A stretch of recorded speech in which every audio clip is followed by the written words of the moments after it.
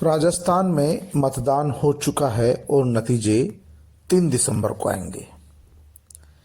लेकिन जयपुर जो भाजपा का कभी गढ़ रहा है, इस गढ़ को बचाने के लिए मैदान में उतरे पीएम मोदी को मुंह की खानी पड़ सकती है। जिन 3 विधानसभा इलाकों के 4 किलोमीटर एरिया में पीएम मोदी ने रोड शो किया था,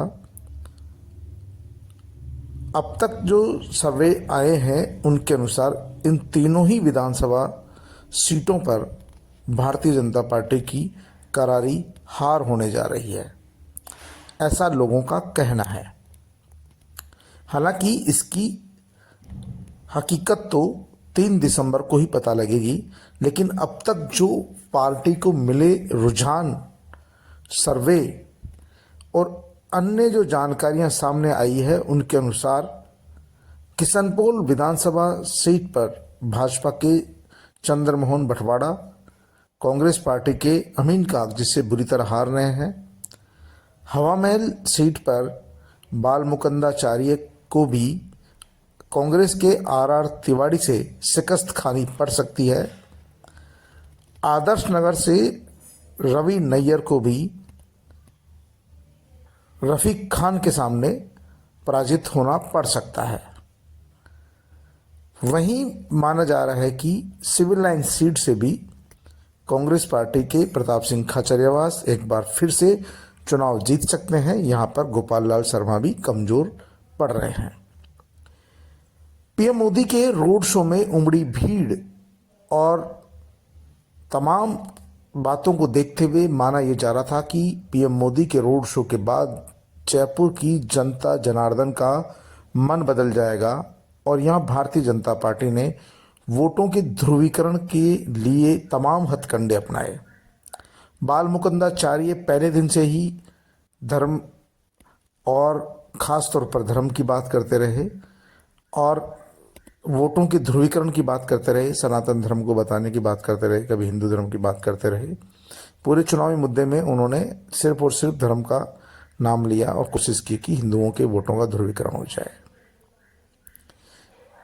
रवि नैयर के भी कार्यालय के पास में गायों की करंट लगने से मौत हो गई। मुद्दा बनाया गया कि किसी ने हत्या कर दी। हालांकि इस बात का खुलासा पोस्टमार्टम रिपोर्ट में हो गया और उन्होंने भी पूरे चुनाव को धर्म की तरफ मोड़ने की कोशिश की। गोपाल शर्मा सिविल लाइन से उम्मीदवार ने भी इसी तरह पूरे चुनाव प्रचार को धर्म के आधार पर ही मोड़ने की कोशिश की और चुनाव प्रचार के दौरान वे भी मंदिर मंदिर गए। लेकिन सबसे बड़ा जो यहाँ पर फैक्टर देखा जा रहा था कि प्रधानमंत्री नरेंद्र मोदी के रोड शो के बाद में जयपुर के हालात बिल्कुल बदल जाएंगे और यहाँ की जनता टूट कर वोट देगी, लेकिन ऐसा बिल्कुल भी होता हुआ दिख नहीं रहा है। चुनावी विश्लेषकों की माने तो किशनपोल विधानसभा सीट पर भारतीय जनता पार्टी के उम्मीदवार बुरी तरह हार रहे हैं। हवा महल सीट से बालमुकुंदाचार्य को टिकट दिया गया था।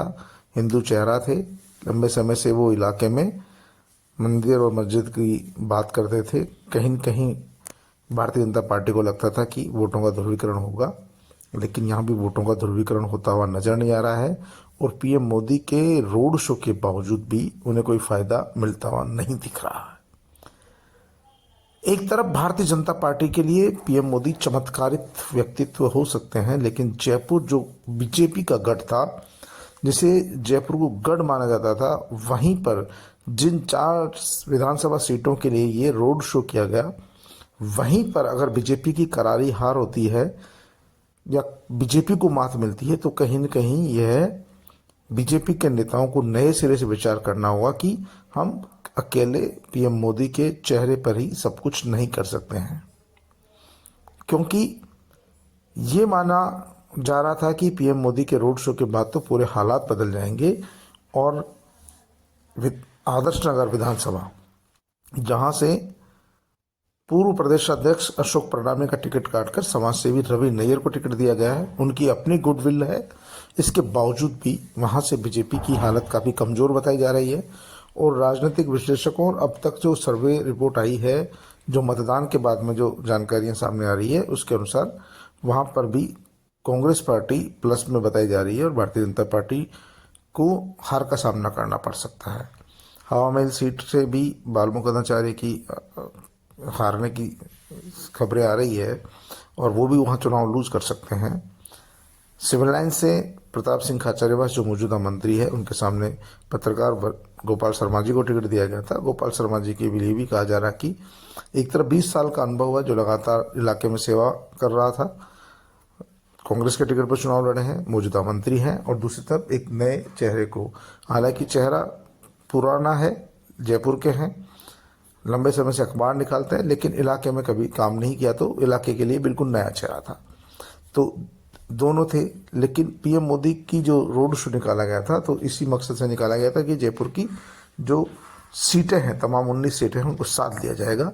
लेकिन बताया जा रहा है कि, और अब तक जो चर्चाएं हैं, उस चर्चाओं के अनुसार जयपुर शहर की 4 सीट कांग्रेस और 4 सीट भाजपा जीतती हुई नजर आ रही है। लेकिन ग्रामीण इलाकों में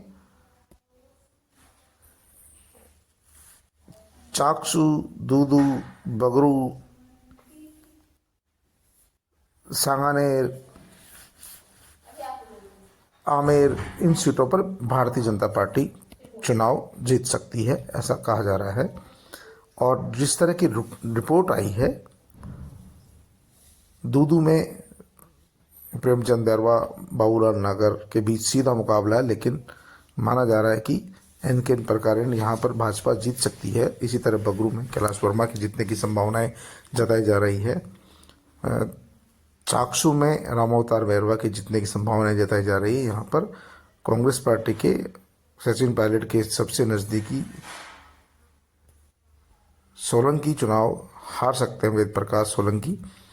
तो लेकिन पीएम मोदी का जो रोड शो हुआ था, वो 4 दीवारी के अंदर हुआ था, परकोटे के अंदर हुआ था। परकोटे के अंदर उन्हें देखने के लिए भीड़ भी आई थी। और भारतीय जनता पार्टी का ये गढ़ माना जाता है, पुराना गढ़ रहा है, लंबे समय तक यहाँ पर भाजपा का कब्जा रहा है। लेकिन इस बार भाजपा को लग रहा था कि कहीं ये जो कमजोरी है, इसको दूर करने के लिए पीएम मोदी का रोड शो कराया जाए। और आनंद फानंद में 22 तारीख को इनका रोड शो तय हुआ, पीएम मोदी ने रोड शो निकाला। लेकिन रोड शो के बाद जो हालात बदलने चाहिए थे, वो उल्टे हो गए। यहाँ पर हिंदुओं का ध्रुवीकरण हुआ नहीं हुआ, मुस्लिम समाज का ध्रुवीकरण हो गया। और जो कांग्रेस के अलावा दूसरी पार्टियों से चुनाव मैदान में मुस्लिम उम्मीदवार थे, आम आदमी पार्टी के, यानी कि हवा महल से आम आदमी पार्टी के पप्पू कुरैशी ने अपना नाम वापस लिया और कांग्रेस पार्टी के आर तिवारी को समर्थन दिया। दूसरी तरफ मोदी के रोड शो के बाद ही आदर्श नगर विधानसभा से 3 बार के पार्षद चुनाव लड़ रहे थे आम आदमी पार्टी से उमर दराज, वह भी एक फुट पर आए और उन्होंने भी कांग्रेस पार्टी के उम्मीदवार रफीक खान को समर्थन दिया।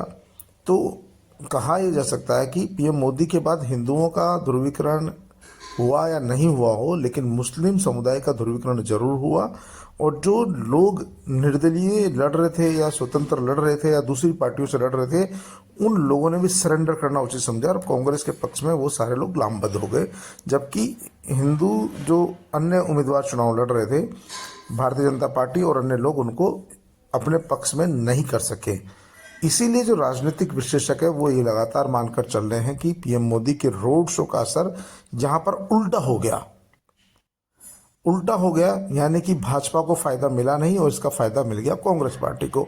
हालांकि जो असल रिपोर्ट है वो 3 दिसंबर के बाद ही पता लगेगी, लेकिन फिलहाल तो माना जा रहा है कि जयपुर शहर की आदर्श नगर, हवा महल, किशनपोल और सिविल लाइन सीट पर कांग्रेस, जयपुर की सांगानेर, विद्याधर नगर,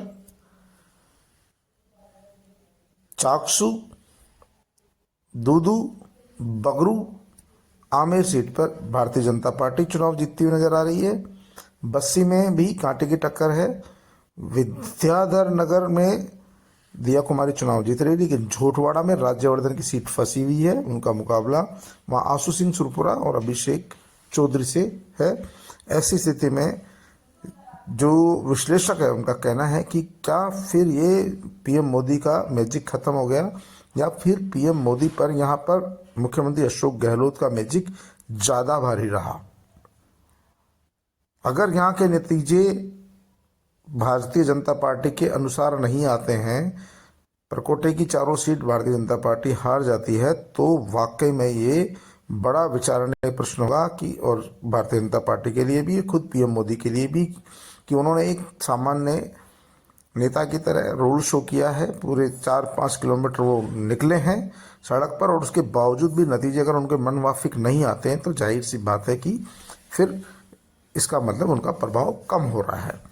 और फिलहाल चर्चा इसी बात को है कि राजस्थान में क्या पीएम मोदी का जादू चलेगा या फिर मुख्यमंत्री अशोक गहलोत का ही जादू चलेगा, क्योंकि जिस तरह के मतदान हुआ है, जिस तरह का मतदान का प्रतिशत बढ़ा है, वो सत्ता के खिलाफ भी जा सकता है और कई बार सत्ता के समर्थन में भी आया जा सकता है। तो यहाँ पर बड़े बड़े जो चाणक्य हैं वो भी चकरा रहे हैं और खुद जो बीजेपी की जो रिपोर्टें आ रही है उसके अनुसार भी इस पर मंथन चल रहा है कि आखिरकार ये क्या हुआ। पीएम मोदी के रोड शो के बावजूद भी हालात नहीं बदले और शहर की सीटों पर भारतीय जनता पार्टी कमजोर और कांग्रेस पार्टी मजबूत नजर आ रही है।